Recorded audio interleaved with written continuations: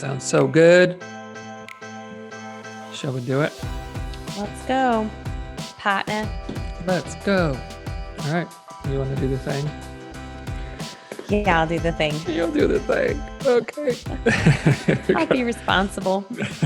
For once. 5, 4, 3, 2.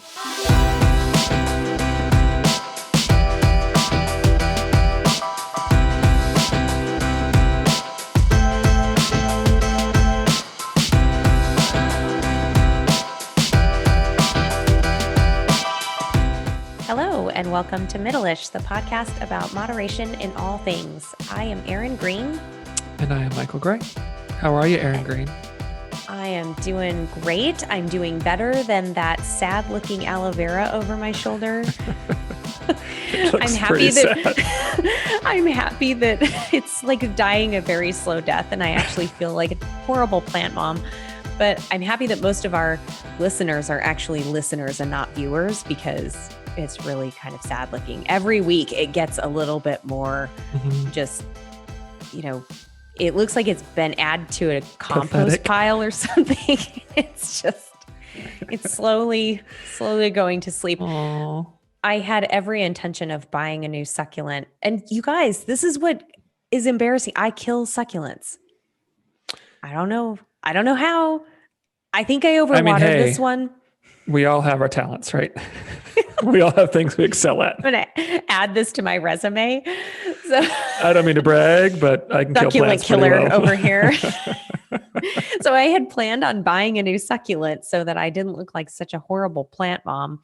And I forgot last time I went out, shopping. So yeah, anyway, No, I am doing much better than my plants. You should have written it down, and then you would have remembered.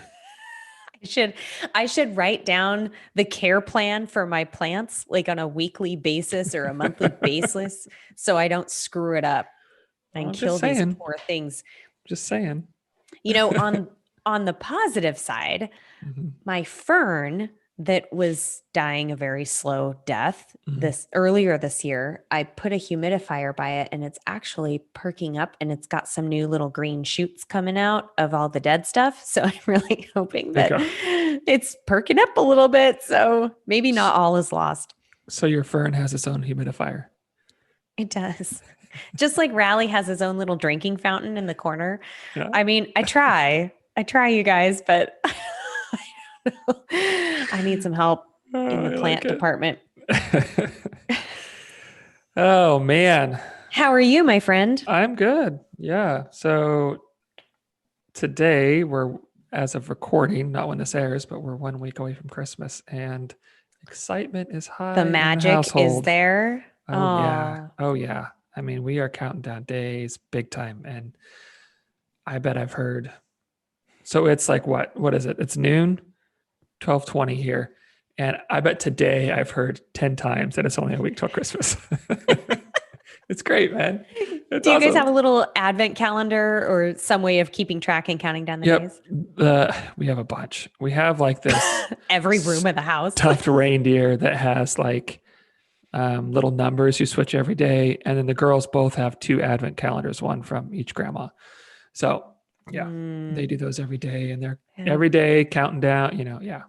It's super so exciting. fun. Yeah. And this episode actually might be released after Christmas. We don't know when we'll release it. So, you get to kind of relive the excitement, that anticipation of Christmas. Oh yeah. It's just all magic here right now. Yeah. I watched the Santa Claus last night. Have you seen that one with Tim Allen? I never have seen that. Is it pretty good? I think it's adorable. It's one of my favorites, and it has enough Tim Allen humor to make it really fun for adults too. It's one of those movies I think that is just timeless. You can watch it at any age. And I watched it last night. I haven't seen it in a few years. And so I watched it while I was decorating Christmas cookies, and being just festive AF in this house. And it was, nice. It was super fun. Yeah, it was nice. So I like those kind of childhood movies, Yeah. At any point does he go, huh? Does he do that in the movie? I think he does once. Does he really? I think he does once. I'm trying to remember how there's some definite like Tim Allen Yeah. noises and, phrases that come out of his mouth. So yeah, it's good. Nice. We watched Noelle. Have you seen that? Mm-mm. Noelle. It's pretty good. It's Oh. what's her name? Anna Kendrick Mhm. is in it, and I don't remember who else. But it's pretty good. It's cute. It's fun. The girls loved it a lot. Yeah, it was a good one. So it's always Good. interesting when new Christmas movies come out because I always like, without meaning to, I line them up against the Christmas movies like Oh I watched as yeah. a kid and assume they're going to be terrible. And a lot of them aren't that great. But there's been some really good ones lately, like the Christmas Chronicles and Christmas Chronicles 2. The Noel ones were pretty good. There's another one someone told me about that was pretty good. But yeah, they're fun. Lots of Christmas going on.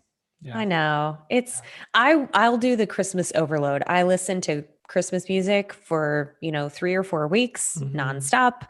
I do the cookies, I do the decorating, I watch the movies, I get all the Christmas going so that when Mm-hmm. it's time to put Mm-hmm. Christmas away for another year, I feel like, Like you got it filled all up in. and yeah, I've got it. Got it Okay. all in, especially the cookies.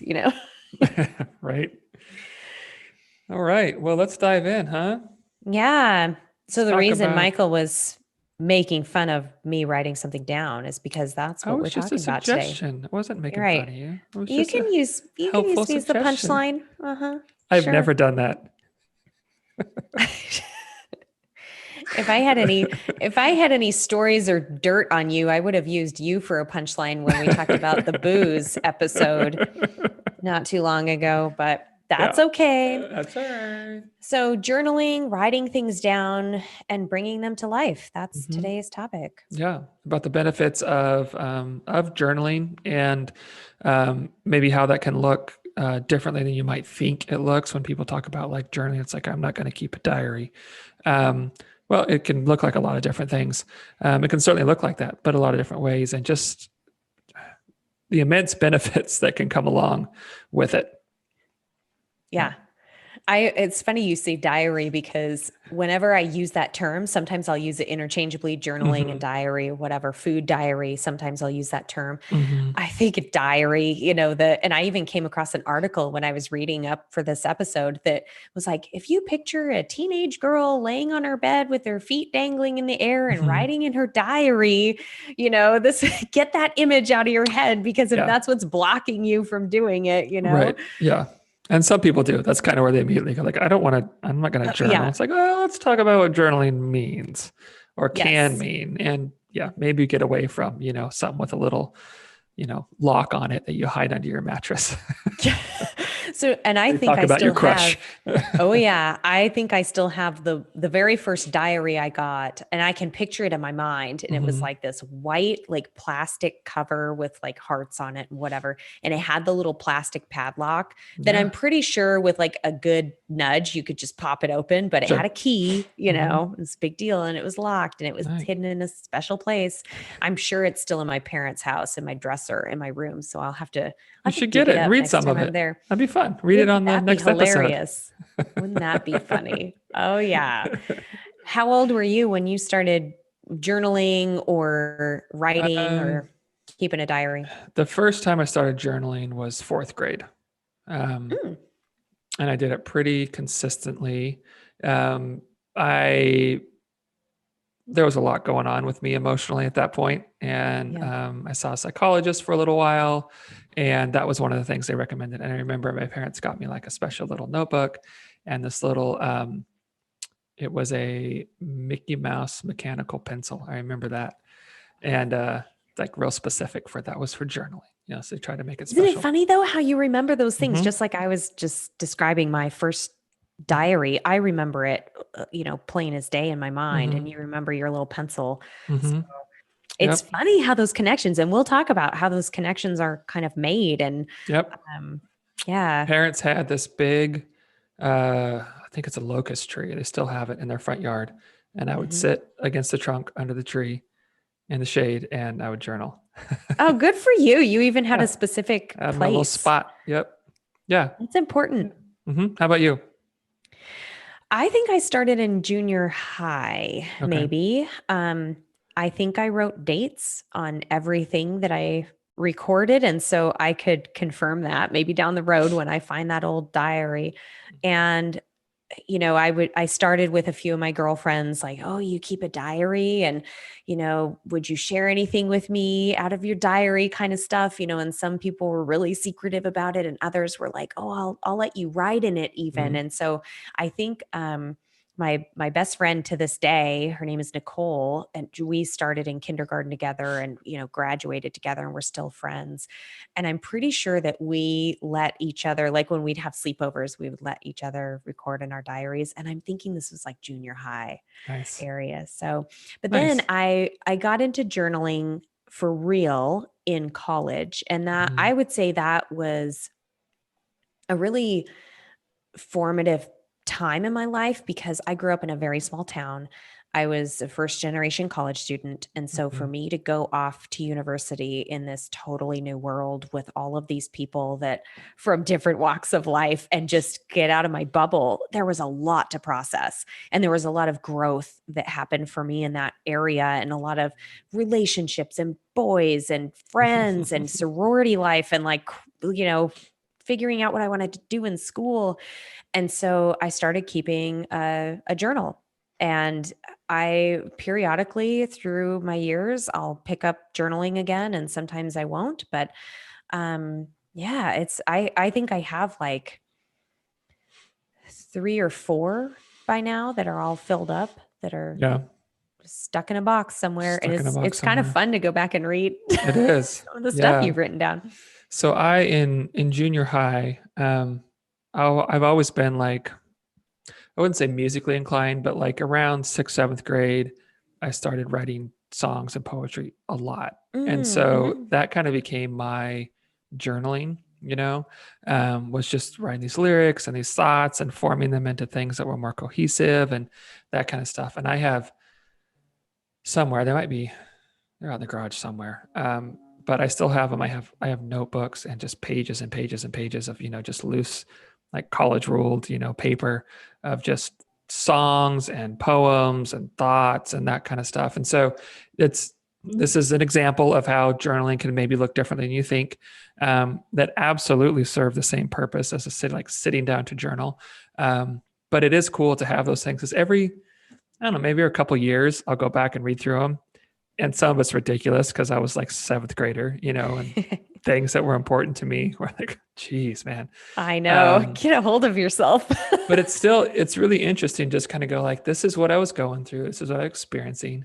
And this is like how far I've come from that. Mm. And then, I mean, since then I've written hundreds of songs, probably, a lot of them garbage, but I've written them, and I have most of those kept in some way. And so just throughout my life, there's sort of like these documents of what I'm experiencing, what's going on. And then there's been periods too where I've really like just straight up, in the classic sense, I guess, typical sense, journaled. And so I have those Yeah. too. And it's just really interesting. I think this is one of the benefits of journaling is being able to go back and see. I think we romanticize stuff a lot of times when we think back, and we forget a lot of details. And to go back and be like, oh yeah, like I remember this day. This was a hard Mhm. day, or this was a hard time, and I've learned from this, I've grown from this, and I wouldn't handle this experience the same way again. Or I may not even find myself in this experience because I've grown so much. And so I Mhm. think I think one of the biggest benefits is there's just like this documentation of growth, Yeah. that we can miss a lot. We can forget how far we've come. And it's really cool to be able to go back and go like, oh yeah, okay, things have really changed.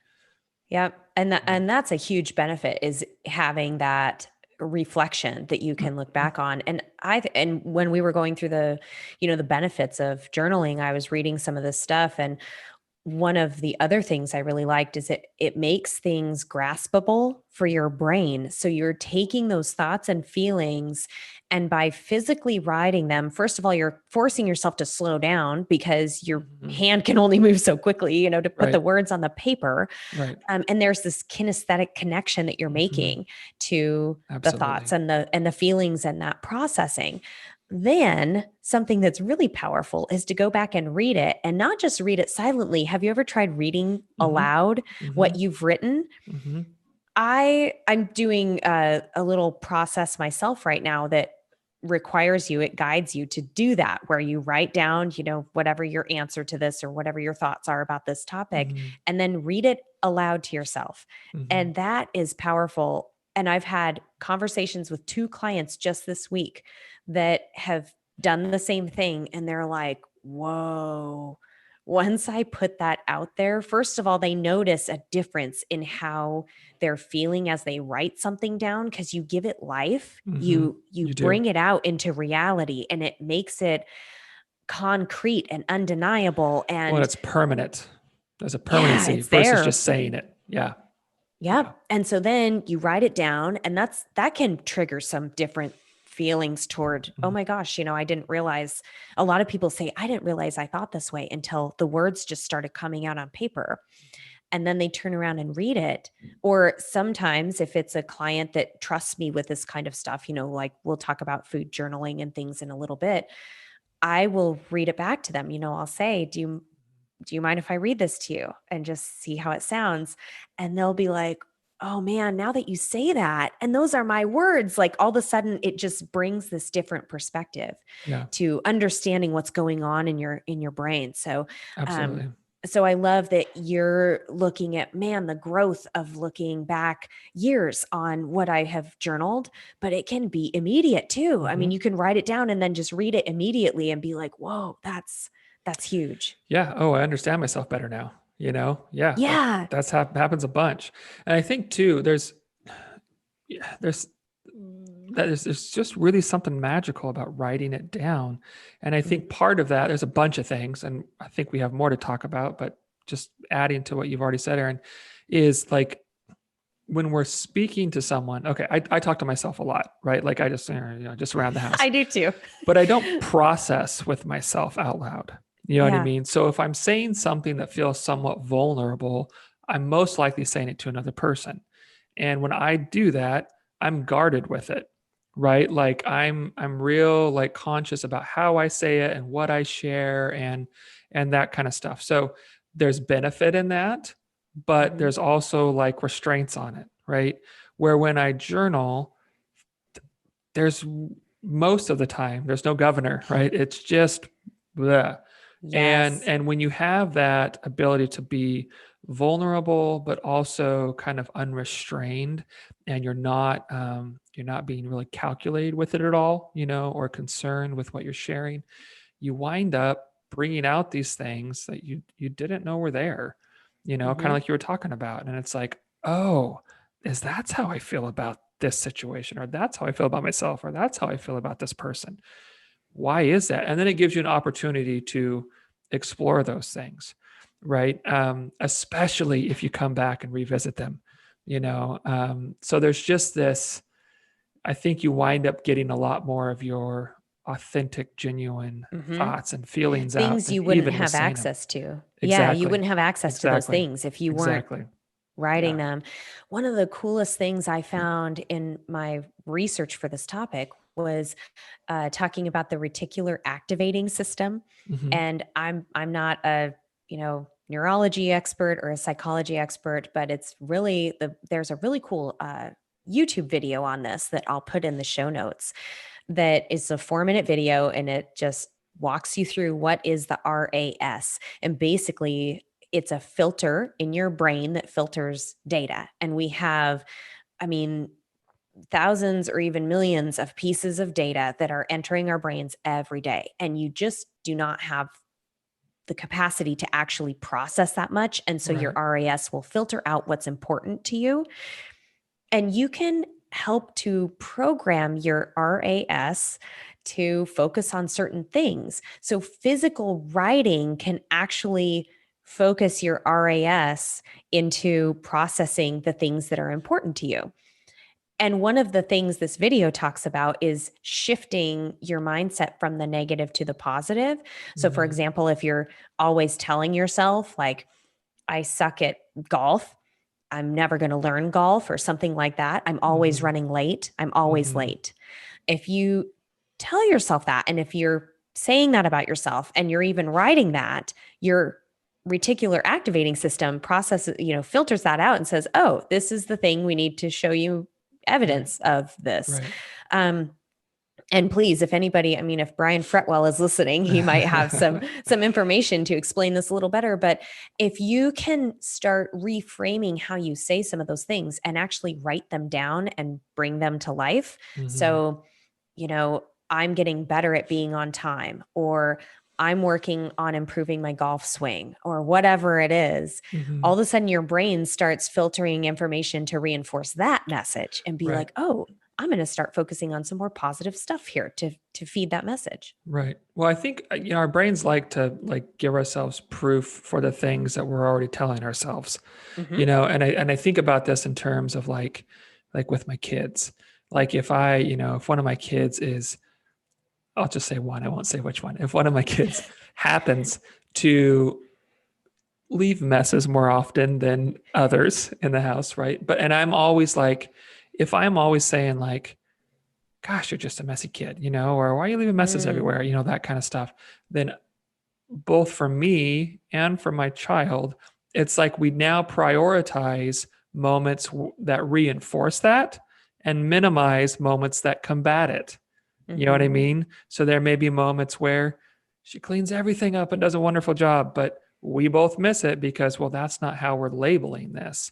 And same thing goes just with ourselves. If we are reinforcing and like you're talking about this RAS, if we're telling it, these are the things that we want to find evidence to bolster and support, then it does that, and that's why it seems so like hokey or whatever, but like kind of woo woo. But like if you tell yourself other things, if you write down other things about yourself and rephrase how you say them, then your mind starts to look for ways to support that. Like, oh, that's what we're going to be. Cool. Let's find some stuff to make that happen. Let's make sure we call attention to those moments that agree with that. Yes. There are a lot of power in words. And I think that's one of the main take homes I want everybody to hear, is that putting the words down on paper and bringing them to life actually, has a host of benefits. One of the other cool things I learned about journaling is that it can promote physical healing and reduce physical inflammation, reduce cortisol levels. So there's not just this mystic sort of connection with, metaphysical like energy and all that stuff, but there's like some concrete evidence that says physically, your blood pressure can be lowered through journaling. There was one study that I came across that said, if you're looking for like concrete, kind of, we'll get into where do you start, and here are some different approaches. But one of these studies said 15 to 20 minutes, approximately once a month during a 4-month period. No. So you're doing like, you write 3 to 5 times was what the study said over a 4-month period for 15 or 20 minutes. It's like an hour. That can improve blood pressure and liver function. Yeah. So, and then there was another study with some elderly subjects who had a little biopsy done on their arm. And then the researchers recorded the healing process of that little biopsy spot. And the participants either did expressive journaling. So that would be more like writing about how you feel or something that upset you and like really getting that out on paper, or simply recording like the activities of the day, like a very just kind of linear, this is what I've done today, or this is what happened. And those expressive journaling subjects healed faster. Like by, what did it say? By the end of the 11 days, 70 6% had fully healed in the expressive group versus 42%. So basically saying that the healing, 34% difference. yeah, the healing in that group that was really releasing, I look at it as releasing that negative energy, putting it on paper, bringing it to life so that you can actually handle it and manage it and organize it a little bit better, promotes physical healing. So, I Right. mean, it's really cool to have some of this scientific support for like Absolutely. the physical benefits of it. Absolutely. And it just reinforces something we've said a lot here, is that everything is so connected. Mental, spiritual, emotional, physical, like they all affect each other. You can't tug on the string of one and have the others left, Yeah. undisturbed. It just doesn't work that way. And if what Erin was just saying, or what I was saying before, that does feel like a little like woo woo mystical, okay, sure, I'm going to write about my feelings, I'm going to heal better. Well, you can look at it like that, or you can look at it as just like some real scientific data, in the fact that if you can get out things that are emotionally upsetting or deep-seated things, bring them to light, that affect how you live your life, like that can affect, like Erin said, like your cortisol levels, your stress levels. When those are high, that negatively impacts the body. When stress levels Mm-hmm. are high and cortisol levels are high for long periods of time, there are seriously negative physical effects from that. You don't think that affects how you heal, you Yeah. know? And beyond that, have you ever had a stressful day? How do you sleep that night? You sleep like crap, right? So again, if we live in these like prolonged states of just high cortisol, high stress, emotional disturbance, we don't sleep as well. If you don't sleep as well, that affects hormone production. It affects how you eat. It can affect, body weight. It can affect mood, and it certainly is going to affect healing. Mm-hmm. And so, yeah, there is something that feels very like kind of like magical about it, but it's also seriously rooted in just like common sense and science, you Yeah. know? And I think we look at it as so simple, like Mm-hmm. just writing for 5 or 10 minutes or whatever is going to bring about all of this positive change. I mean, I think that one of the reasons people don't really buy into it is because it feels so simple. And we've talked about this with a thousand other things, Yep. that 15-minute workout or activity, or just, building very basic meals or Yep. whatever it is, starting with like your routine of making it so incredibly simple that you Mm-hmm. can't not do it. Mm-hmm. So I think that's one of the kind of the challenges of journaling with people is they really don't see the profound value of it because it feels Yeah. so simple. Yeah. So, and we'll talk about how, let's Yeah. maybe talk about the approaches and how simple it can be.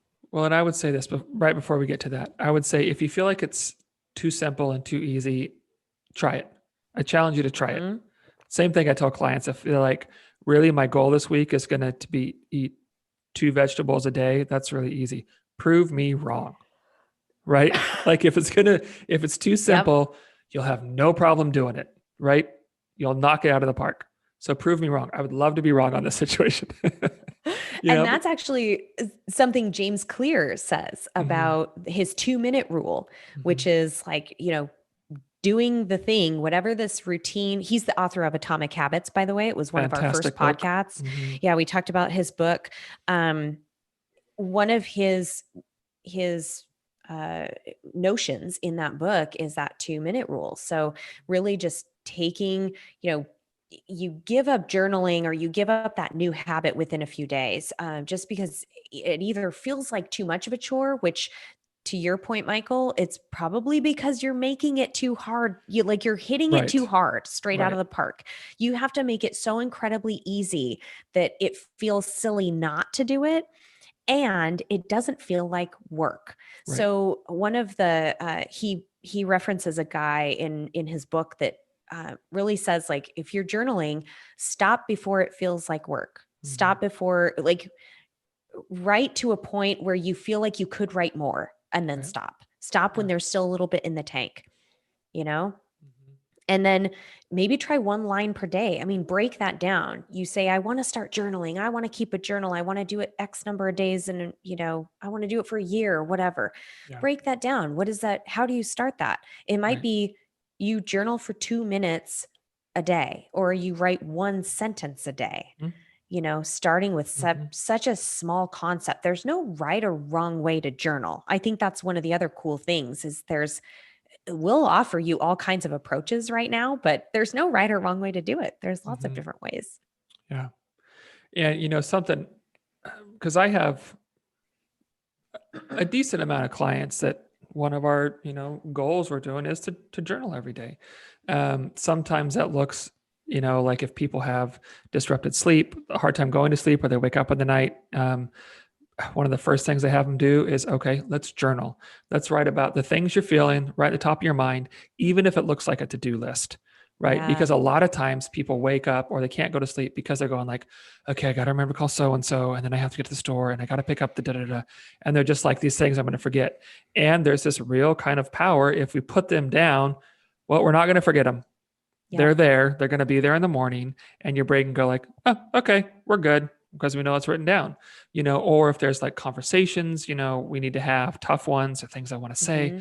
you write them down, and then you don't have to spin in your brain about remembering to remember them, Yeah. remember them for the next day. And And it I'll can say, really help people get a lot better sleep.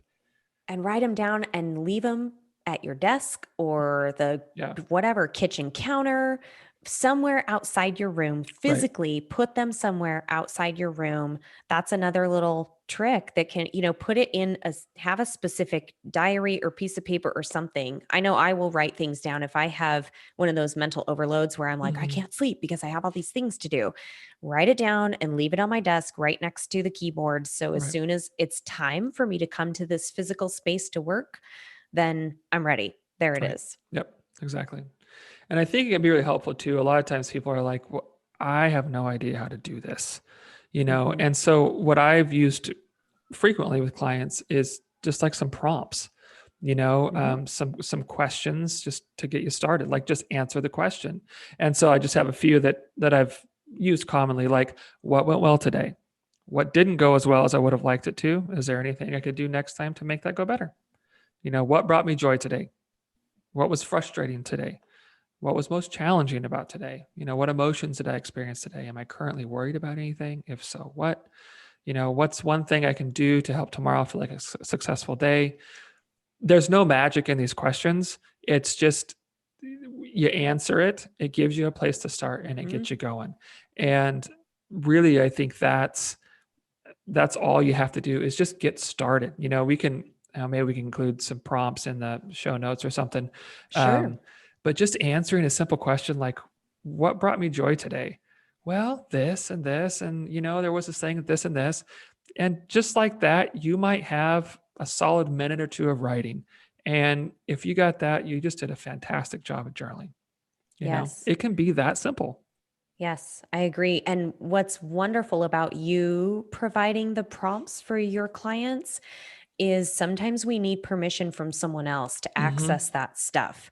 So, we've talked about like the bullet list, the to-do lists, and we can talk about bullet journaling in just a second because I know that's a popular method right now.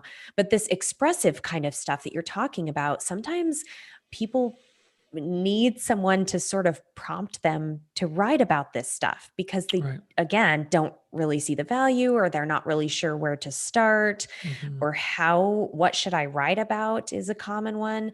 And I'll do that with a lot of my clients with food relationship.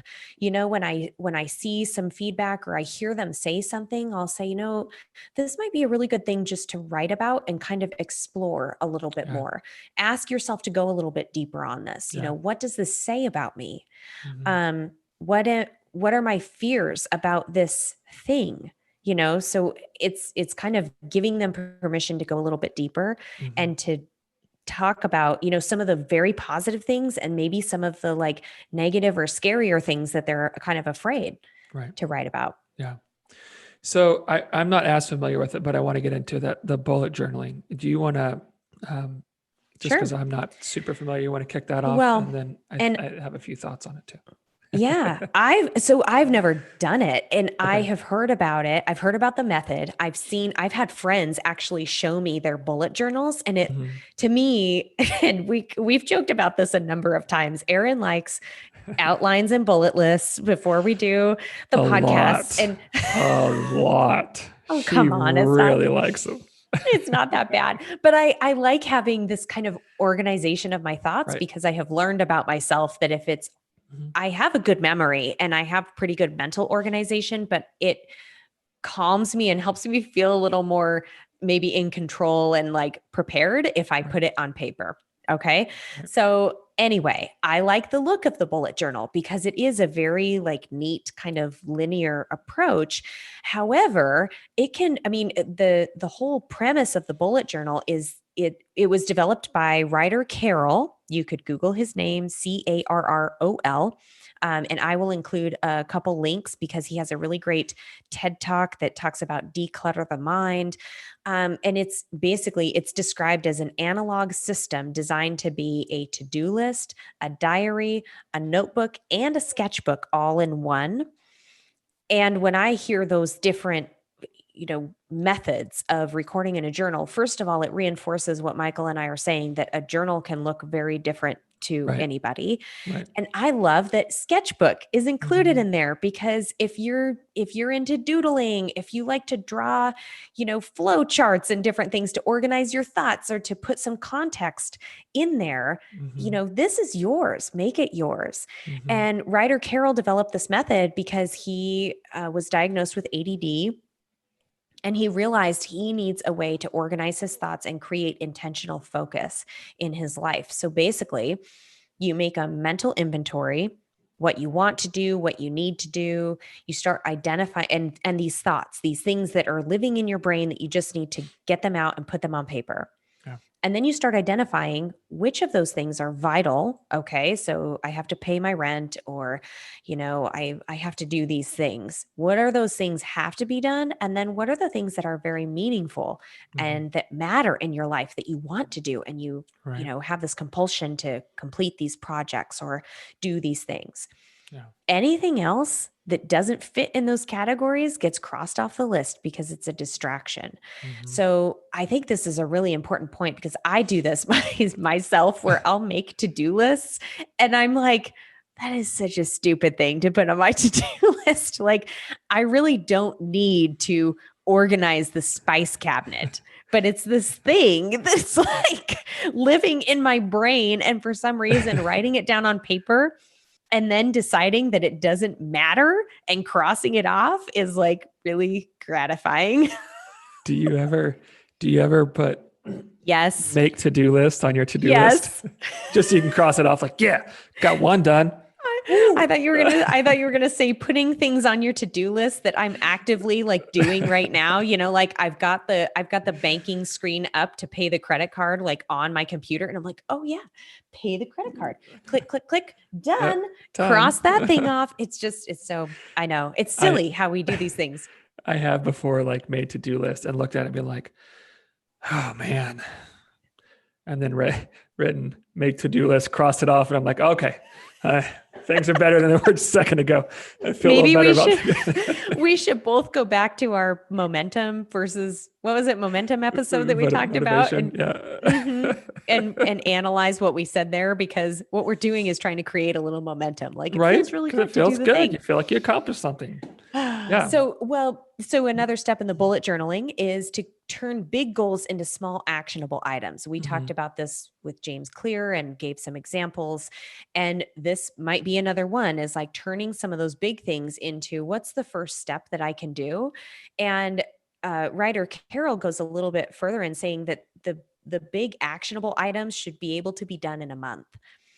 So one of the reasons for that is he contends that if you journalize and you take that journalize, that's a really Oh, I thought I was made gonna up say words. organize. It's a great word, right? Okay, we're gonna Journalize. You got journalized. journalize your life, everybody. If you take that mental inventory and you organize those thoughts consistently, daily even, your life, the map of your life and how you process things and what is important to you will change and will grow day after day after day, so you'll be in maybe a different place in a few months' time. Yeah. So he's saying that it's really important to put those action items that you want to do in this context of a month, because if you wait too long, I mean, how many of us have done that? We create a to-do list, or like you were referencing, you go back and read this big problem that happened a year ago and you're like, it doesn't even matter anymore. Right. This thing I wrote down doesn't even matter. So there's a really important piece of this consistency and that deliberate mental inventory every day and that dedication. So I thought it was really cool approach, and I would be interested to hear if any of our listeners have. I know it's a very popular approach. And I'll share the website and I'll put the website and the YouTube video in the show notes so you guys can look at it. But it just goes to show that journaling can look a lot of different ways. In fact, Erin and I were talking before we started recording this. So I don't know if I've shared this on air just with you, but for Father's Day, my wife got me this. And if you're listening, it's a little productivity planner that I'm holding up here. Okay.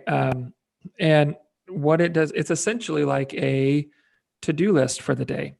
Right. And so at the start of each week, let's see if I can find this here.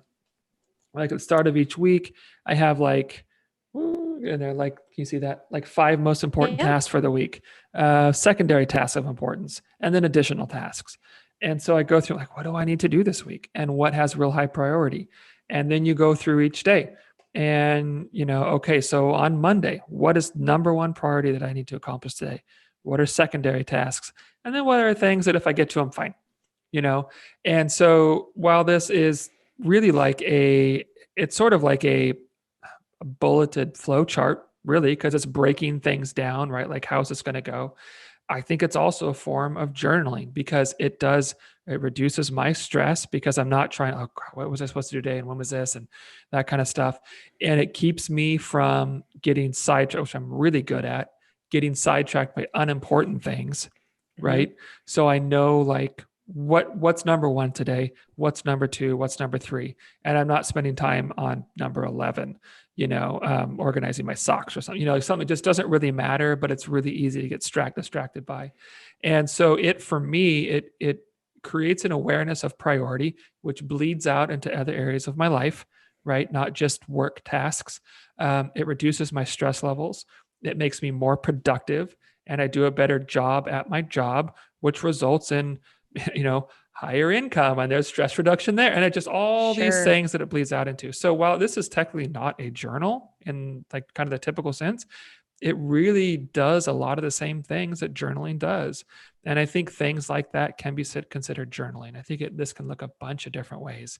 And because there's probably somebody out there listening, it's like, I am not going to write these beautiful flowing sentences about my feelings, great. You don't have to, you can journal in 1-word bullet points, right? What brought you joy today? It doesn't have to be, as I sat and drank my cup of coffee, the sun peeked over the, it doesn't have to be that. In this ethereal environment. Yeah, you can write coffee. Dinner was good, right? Like you can do that. That can be journaling too. It doesn't have to be the super involved thing, but I do think as you do it more and more, it will get, a little more involved. But I like your productivity planner. Last night I was getting ready for bed and Matt made a comment about, I mentioned that there were some tools sitting out in the bike room, and I was like, those tools have a home, don't they? And he goes, yeah, but I hate my toolbox, so I need to get a new toolbox. And I said, well, do it. Like, just do it. And he's like, points to his head and he goes, it's on my to-do list along with a dozen other things. And I said, did you write those things down? And he goes, no, it's all up here. I've got it. And I said, you need to write them down and bring them to life so you can start doing them. And he just looks at me he's like, oh, really? And I said, ma'am. I'm recording a podcast on this exact topic tomorrow. So all of a sudden I'm like this expert in writing things down. But it's funny how, it's just an example of how we kind of convince ourselves like, oh no, my steel trap of a brain has it all. And writing things down, physically writing things down in whatever method works for you can work wonders. Well, and I'm pretty good about remembering things, by to do, but there's a serious stress that goes along with it because I'm constantly worried I'm going to forget Oh yeah. something. I honestly rarely do. It's worked fine enough for me, but to have it written down, then there's a whole like chunk of energy that I'm giving to that throughout my days and weeks. From like, I remember that, got to remember that. Oh yeah, do that. That I don't. I have it to give to other things because I'm not spending that energy focused on that. And I have to say, I just last week, I didn't realize this, but I filled out my last week of that productivity planner, and I was real sad when I was like, oh shoot, okay, I got to order You need another a one. new one. Yep, it's like, Yeah. dang it, my little friend is gone. I need a new one. Yeah, it's Because it's been helpful. so helpful. Yeah, it's first thing I do every morning. We have breakfast and stuff. I come in here with my cup of coffee and I organize my day, Mm-hmm. and then I just know what to expect. It's great. It's so helpful. So one of the other methods of journaling that people are probably curious about, because I'm a dietitian, is keeping a food journal. Mm-hmm. And it could be a food log or a food record. Mm-hmm. Um, one of the things when I work with clients, one of the things I am apprehensive about is using some kind of an app or calorie tracker Yeah. exclusively. Right. It can be helpful feedback and build awareness. And so you actually know what you're eating, because Right. that's a huge challenge for people as they're trying to become aware of their eating habits. Right. If you don't put it down on paper, I mean, how many times have you heard people are like, well, I was going to do this, but then I realized like I have to put it down on paper and, Mm-hmm. or I didn't realize I was doing this much snacking until I wrote it down and it's just mindless and it doesn't mean anything. And we all really romanticize how well we eat. Like, yeah, I eat Oh, vegetables all the totally. time. But if you keep track for a week, you might go, oh, I had two. I Exactly. really thought it's just unbiased data, because Mm-hmm. if I'm not keeping a food, I can't tell you what I ate last Thursday. I got no idea unless I'm Right. keeping track of it, Yeah. Right. Yeah. And then the other piece, so if people are going to they want to use a tracker, they want the numbers and the different things, sure, that can provide some useful feedback. It is also really critical to look at the patterns and Mm-hmm. what kinds of factors in your environment are contributing Mm-hmm. to your eating. What emotions are present? What are your thoughts about certain foods? Where is some of the anxiety or fear around food coming from? What do you gravitate toward when you're feeling really good and you want to celebrate? What kinds of things are there? So it really helps us make that connection with the food relationship, which I think a lot of the trackers and apps are lacking. Right. So a food journal, when I present this idea to people, it's like jotting down, and I want to keep it simple. Like, let's Mm-hmm. just jot down some pieces. Like, what are some things going on in this meal or snack Mm-hmm. or What are you eating feeling while opportunity? you eat? Yeah. Yep, exactly. Physical feelings, Mm-hmm. emotional feelings, what kinds of thoughts are going through your Mm-hmm. mind? What kinds of things are you noticing as the meal goes on? So that kind of stuff can be really valuable for clients. And I've had clients that, will review weekly and talk about these things together, however much they want to share with me, because I truly think that it's important to write it down. And if you Yeah. write it down for your eyes only, I'm not going to ask you to share Right. certain things, but there are things that people, notice and they're like, oh, Mm-hmm. Erin, I have to tell you the experience I had. Um, and it can be quite profound when Mm-hmm. somebody realizes like, whoa, I've always told myself, I have a client who, it's so funny because in her food journal, she'll write down, what she has just loosely, I had this kind of food and then some notes about it. And pizza has been kind of this theme that like Mm-hmm. whenever she has it, she's like, it wasn't very good. And she'll say it wasn't very good. And this, I mean, I've been working with her for months. And so Mm-hmm. I've kind of noticed this theme. And so we talked about it recently, how, what is it about the pizza? It kind of and she goes, I think it was kind of viewed as one of those foods that I shouldn't have, like one of those kind of forbidden foods. And so Mm-hmm. anytime it's available and you're around it and you're offered it, you should have it. I mean, it's one of those foods that should be coveted. And so there was kind of this bizarre, I shouldn't say Yeah. bizarre.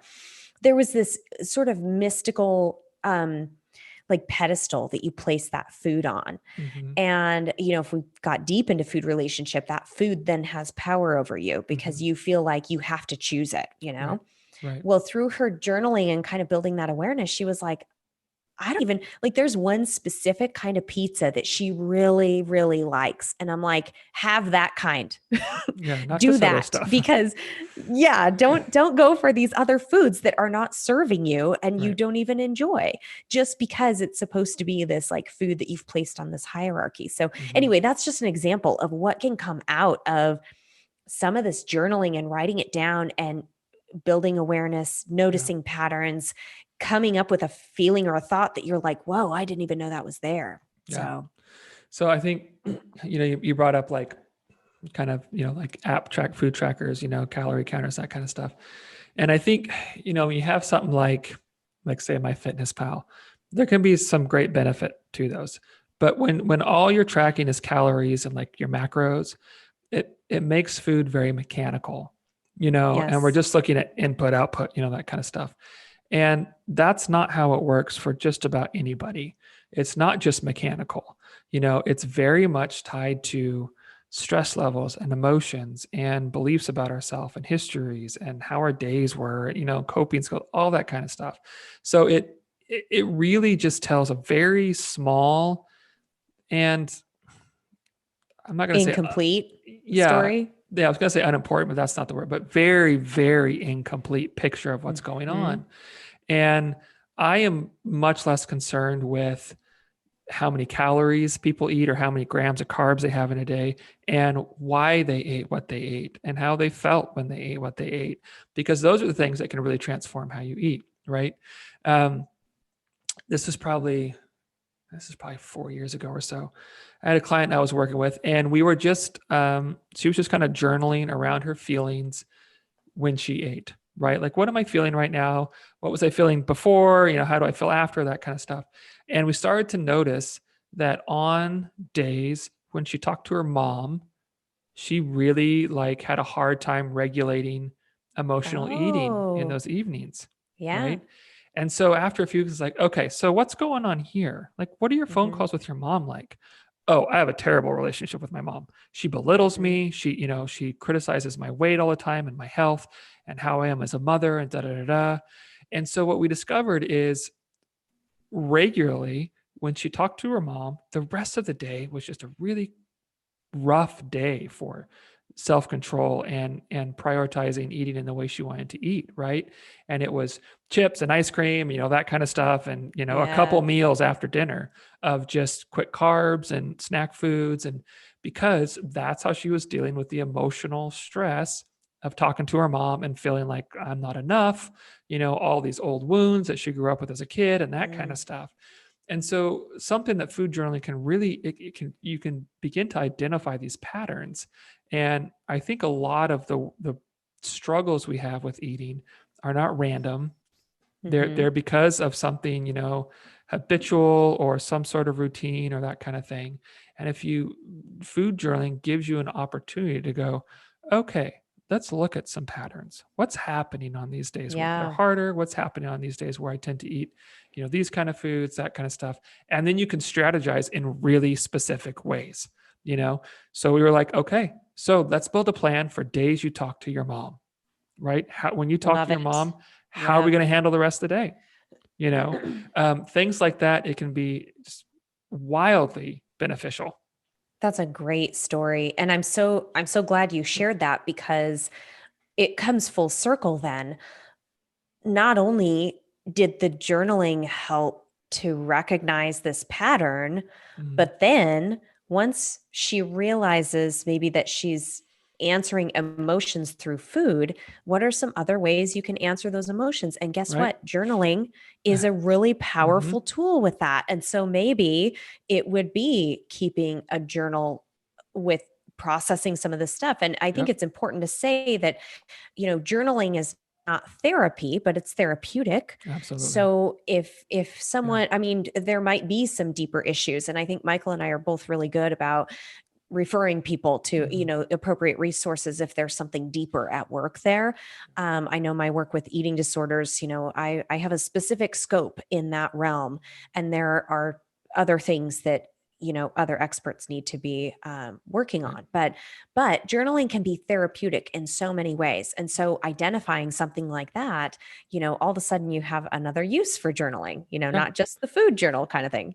Exactly. And it kind of became the answer too, because that was one of the things, like, okay, on days you talk with your mom, in the evenings, if you feel that cue to go in the pantry or in the freezer or whatever, take 5 minutes and just write about your conversation with your mom. Right. Great. And then make the choice to do what you want to do. Right. Whatever that is. And it became really, really beneficial. It's like, I'm not having those cravings as much because I'm getting that stuff out in this way versus trying to get it down and quiet it, with the ice cream, like I'm putting enough ice cream on top. Well, it can't get out till tomorrow. So I'm good for the evening, drown it in ice cream. Right. But this way it was like, I'm actually kind of like processing through some of the stuff. And then I'm not having those cravings because the cravings, as they often are, aren't really about hunger. They're dealing with something else. Yeah. Yeah. So I think the one last thing that you had put in here when we talk about types is after working out, huh? Yeah. So this is actually one of my current clients. He's been journaling right after his workouts. And he said, I really think I'm onto something. He's like, you got to have some other people try it. You got to try it. So this is not tested on my end, but it makes sense. Right? Yeah. Is when you're in that really fatigued state after a workout, energy levels are a bit lower, but endorphins are high. I think you're a lot more open to some things. And there is something about, I've experienced this, I don't know how many times as a trainer. People will be halfway through a workout or the end of the workout, and all of a sudden these stressors will just like, blah, right? Like just come falling out because we're a little bit less able to keep things under wraps, because we're fatigued, we're sort of distracted by the physical. So the mental maybe isn't quite as guarded. And I've had, a lot of these just like, people just kind of emotionally dump all of a sudden after a training session. And I think it's the same kind of thing can play out in journaling. I think you're a little less guarded.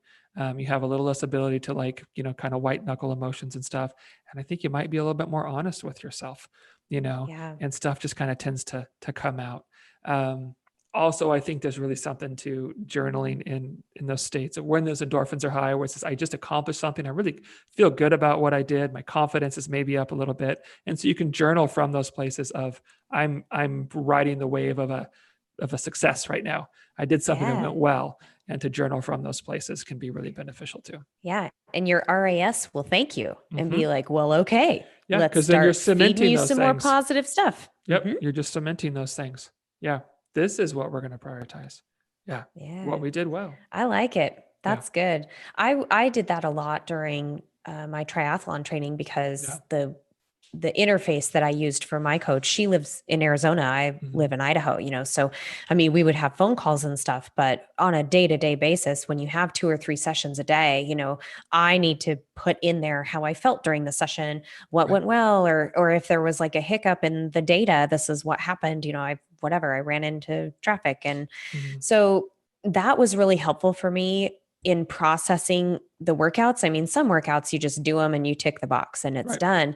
Others, there was something that I realized, or that I would, some way that I talked myself through it. Maybe I executed it perfectly and I was really tired going into it. So I didn't know how it was going to go. And so that was like a huge booster. And I would go back and read those comments for myself. So this was another, form of journaling that I didn't realize at the time, but it was like my training diary essentially, that I was sharing with my coach. So yeah, that's a helpful one. Yeah. Yeah. Cool. So lots of benefits. Yeah. Write it down, get creative. We hope you all dive in and journalize yourselves. We would love it. If you journalize. That's a great word. I can't believe that's not a word. That's going to be our first piece of merch. It's just going to say journalize. Get journalized. You know what? We should maybe have a journal that has Middleish logo and it says journalize on the front of it. Get journalized. Journalize the crap out of yourself. Would you buy that, people? I don't know why they wouldn't. I don't know why either. It's brilliant. It's quite something. Oh, man. Oh, do you have a meaning in the mundane this week? I do. Just last night we were driving in the car looking at some Christmas lights, and it was dark, and we were just singing Christmas carols in the car, the four of us, and looking at lights, and we realized that we don't know all the words to a lot of them because we'd be like, so you just like, ha, ha, ha, ha, ha. Yeah. But it was a blast. We're just driving around neighborhoods, heading towards home and looking at some lights and just all singing at the top of our lungs and in different keys and stuff. And it was just, I don't know, it's just awesome. It was just this really wonderful moment. It just reminded me of just how much, I love my family. Like I like being around my family so much. I know that quarantining has not been an easy thing and it's been tough for me in a lot of ways, but it hasn't been difficult in the fact that I've been around my family a lot because I just really like my wife and my kids and I like being around them. And it was just, we'd been around each other all day, but here we are at the end of the day, just having a blast together. Singing and being festive. Yep. And looking at cool lights and laughing at some that weren't so great. Yeah, it was awesome. That's great. Yeah. Very good. I'm picturing, on Christmas Vacation when they sing in the car together as they're going in the first scene, as they're going to get the tree, but a little different. wait till your kiddos are like in their teenage years and they're just glaring at you from the back seat. And they're like, come on. Hopefully they'll sing with you for years to come. That'll never happen. Never. You're the cool dad. Yeah. So mine was last night too. When I first moved to Boise, I moved in with my dad's cousins. And I say that because they're my dad's age. Like they have a daughter my age, but they're technically I think they're my first cousins once removed or something. If you actually do like the family math. But Mimi is my grandfather's sister. So I lived with this whole family when I moved down to Boise and my, 12 years ago or something. And they became my surrogate family. I lived with them for over a year. They just welcomed me into their home, as a grad student and studying for the RD exam. And, I had gone through a horrible breakup. And so they were just like my compass and my stability. And I didn't know how much I needed that at that time. So that's a little background on my relationship with this family. And we still live in Boise together, but I hardly see them just because of our lives. We're on opposite sides of Boise. And I have been calling Mimi throughout the pandemic. She's 93. And I've been calling and just having phone conversations with her, I don't know, every couple weeks or something. I'll give her a call. We'll talk about anything and everything. She's well-traveled. She's articulate. She's just lived this very rich life. And I had reached out a couple months ago and said, are you guys allowing social visits in your home with Mimi in a responsible way? So wearing masks, sitting across the table, which she has a pretty big dining table, keeping your distance, no hugs, wash your hands, like do all the things, right? And so, they're trying to maintain as much normalcy and social interaction because it's really important for her and very good for her. Sure. And so I said, well, you tell me what I need to do to make this happen in terms of like being safe, and I'll toe the line and I'll do whatever. So I've gone and visited her a couple times. And last night was one that, chatted for 2.5 hours and we had tea and we, the mask and sitting across the table. And of course she's like, you can take that thing off. And I'm like, no, I can't. I cannot do that, but thank you. But I was texting one of my good friends who knows the family well. And I was like, there is just something so reassuring and calming and peaceful about having a conversation with an elderly loved one who, especially with what is going on this year, the pandemic, the political climate, the hardships in our lives that everybody is feeling. And just to have a conversation with someone who has been there and seen so much and has just such a different perspective on life was, I mean, I lived with these people. I know Mimi very well. We've had lots of interactions and conversations over the year, but last night was like, I mean, I just had like, it was almost like a spiritual kind of experience is how I can describe how I felt. So it was a very seemingly mundane thing, but was very impactful for me. Nice. So that's awesome. Mine. Yeah. Nice. I like that a whole lot. Cool. Yeah. All right. So yeah. Well, thank you everyone for watching and listening. Yeah. And just really encourage you to, find your own way, a way that works for you, that you feel comfortable, to journalize. Cause there really are, there really are a ton of benefits, to doing this. And I think everybody would benefit from it. And if you wouldn't buy a Journalize Yourself journal, then you can still support us by sharing and rating and writing a review, or you can go to the link in the show notes and provide listener support for us. We would surely appreciate it any way that you can. So thanks for listening.